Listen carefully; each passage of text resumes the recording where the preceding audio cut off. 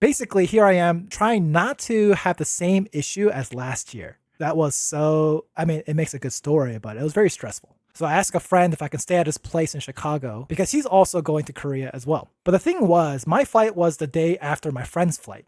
My friend's flight was at night, mine was the next morning. And so what ends up happening is I'm going to the airport with him and I decide I'm just going to sleep at the airport and just catch the flight in the morning. And so we're waiting in line because he's got to get checked in. He goes to the counter and the guy there, he's just like, hey, like, what about you? I was just like, oh, my flight's tomorrow morning. He's just like, come here. He asks for my ticket and he says, there's flights available this evening. Would you like to leave tonight instead of tomorrow? And so I'm like, oh, I didn't know that this was an option. So I call my mom and I ask her because in Korea, it's not like I'm getting dropped off at Seoul. I have to take another domestic flight. And so at this other domestic airport, that's where my parents would pick me up. So I just wanted to make sure that they were available. My mom's like, yes, just take it. We'll figure it out. I take it and the guy is typing away to get me my new boarding pass. He's just like, 최 동산. That sounds so familiar. Are you the same guy from before? So this guy apparently is the same guy, the head honcho who passed me the phone from the previous story. So I recognized him, but he immediately recognized me from the name.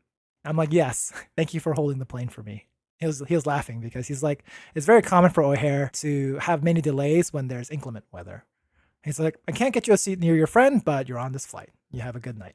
This story's not as dramatic as the previous one, but not as stressful as the previous year. I got on the flight earlier than expected. There's more traveling stories to tell, so stay tuned.